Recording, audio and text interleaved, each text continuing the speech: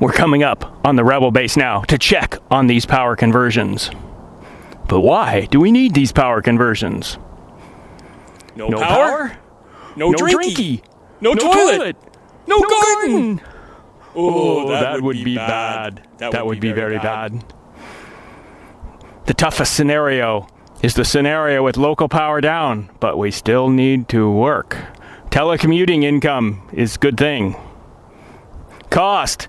Take advantage of grid tie incentives and leverage it into a system that can be used off-grid. Now let's go to the Rebel base. We're almost to the Rebel base. Just break out through this.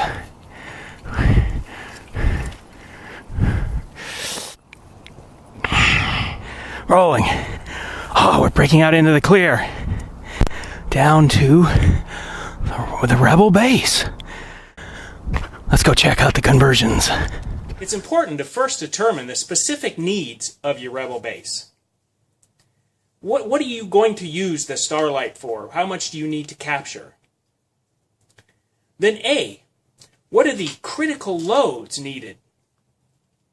B, target one or more scenarios, use scenarios. The most critical, the one requiring the most power, would be the one you would want to set your system up for. And C, map out what are the power requirements of all the loads you'll want to service on your compound.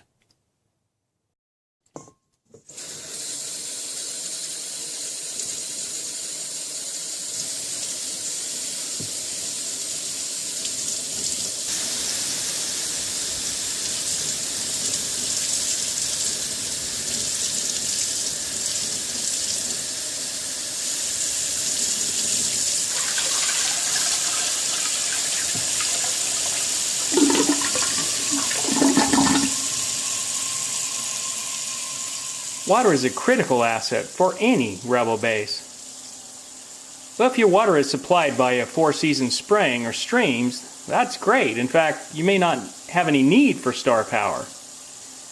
Well, this base, however, has a deep well, about 500 feet.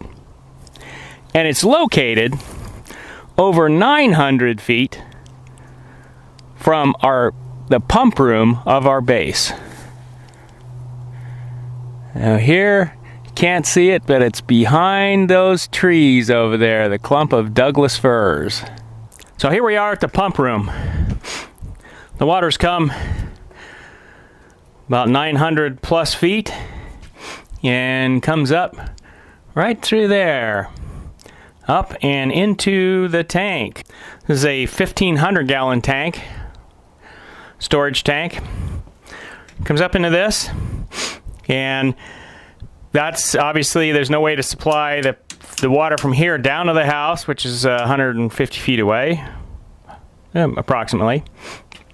So there's a pressure tank back here. Now the pressure tank has a bladder inside of it. And what happens is it has a pump. This is called a pressure pump. So this pumps up the pressure, pulls the water from the tank, pumps it up, extends the bladder in this until it's up to a certain pressure, which is set right now for 50 pounds. Got a bee in here with me. And then once it reaches that pressure, then the pump stops, and then the water from the house is just drawn from this until the pressure gets down to its low threshold, which is, I think, 35 pounds. Now the combination of these two, we've got a large pump down inside the well itself. Obviously it's streamlined. And then we have this pump as well. And between the two of them, we're looking at drawing over 2,000 watts per day. So 2 kilowatts per day just to keep the water supply going. Other critical loads. There are a number of different alert levels for this Rebel base. The one with the greatest power needs are when local power is down, but otherwise, my employer and the internet there is still operable. So even if my power is lost here in this local area, and yet it's still working down there, I'd still want to be able to work. I did a spreadsheet about this scenario obviously there's scenarios when everything's kaput and really all you're trying to do is survive. In that case, the biggest thing we need in any case is water.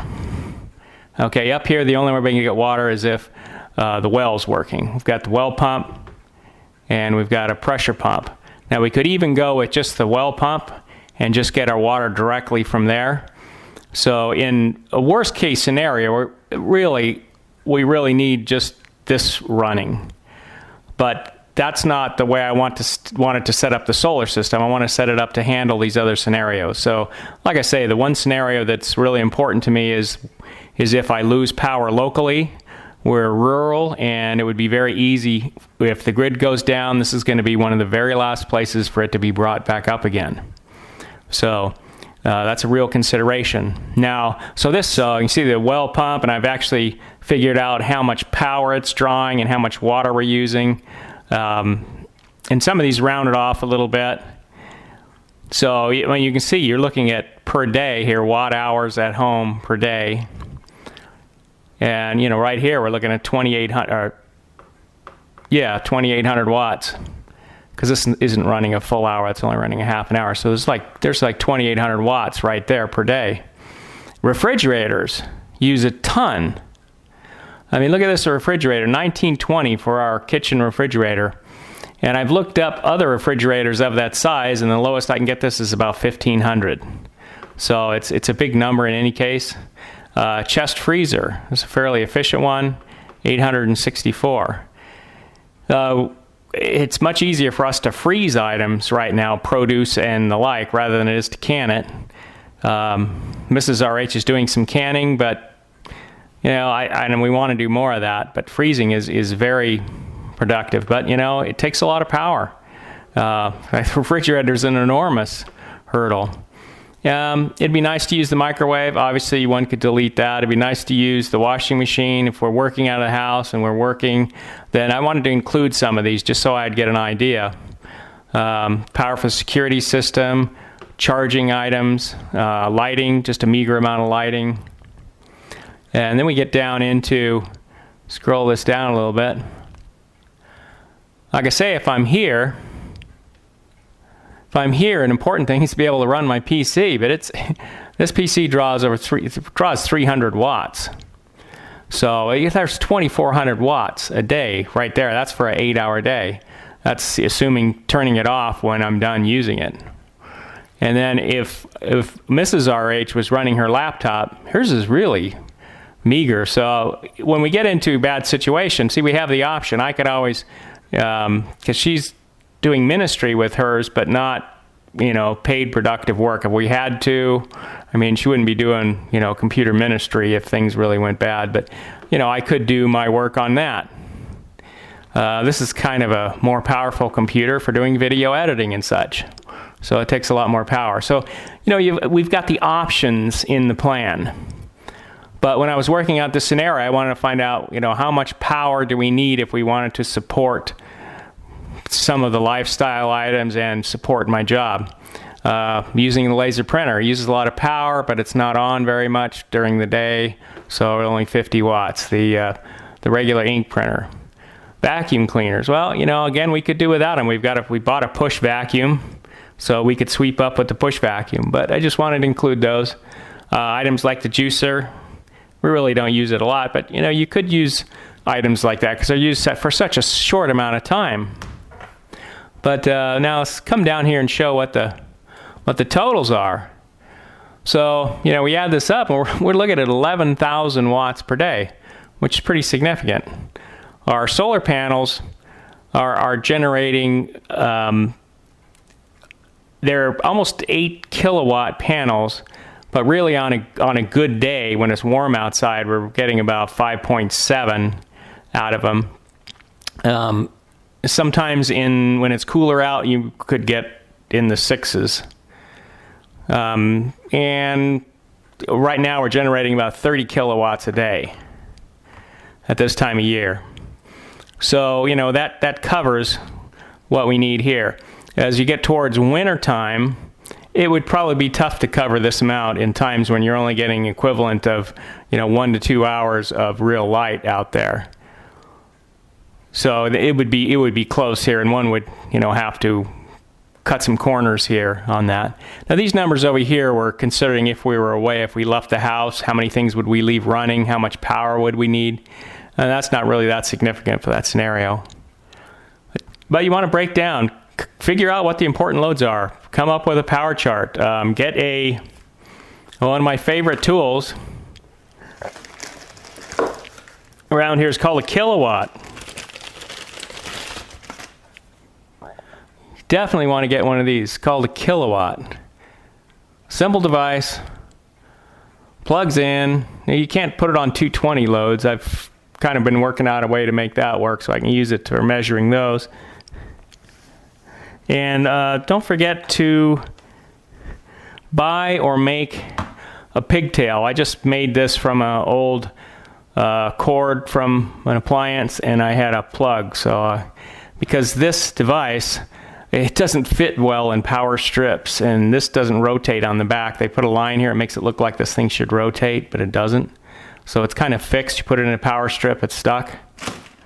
So, but this is great. It'll give you, see many items right there, voltage, amps, watts, hertz, and one of the biggest things there is the kilowatt hours. See if I can get my pointer in there. So there's the kilowatt hours. So you can plug something into it, you can let it run for a day or so, and then you can look at how many kilowatts did it take. So let it run 24 hours, use it, refrigerator for example. You know, let it run, figure out what it is. Other things you could run at shorter times, just see what the peak currents are. Write those down. Start making a chart. Start understanding where you power, and it also will help you know where to reduce your power loads. So, I mean, that's a good start. Whether you're still in the suburbs, you know, start understanding your power and how you're using it. It will help you cut down on your power use in the home and also help you plan for the future. Here's how this maps out into specifics for the system. Originally, I was going to build a grid tie system. Now, even for a small amount of solar panels, that was going to run me about 20K for the system, the inverters, and all that, with no incentives. Although the combination of a grid tie with an off-grid system costs about twice as much, the incentives, both the tax incentive as well as the power incentives, pay for 3/4 of that in the first 4 years, excuse me. So it provides a great benefit. That is, if Teotihuacan doesn't happen by that time. Here's some of the specifics of the system.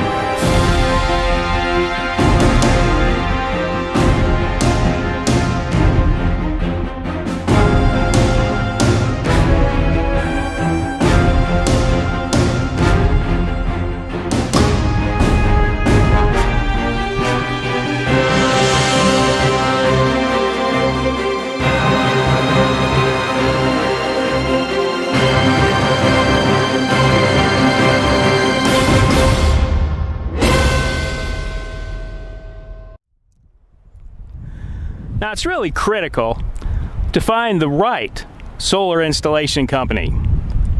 One that will listen to your needs, knows how to fulfill your needs, and also knows how to handle the incentive programs. We were fortunate we had a neighbor, and he had been researching the systems for a while.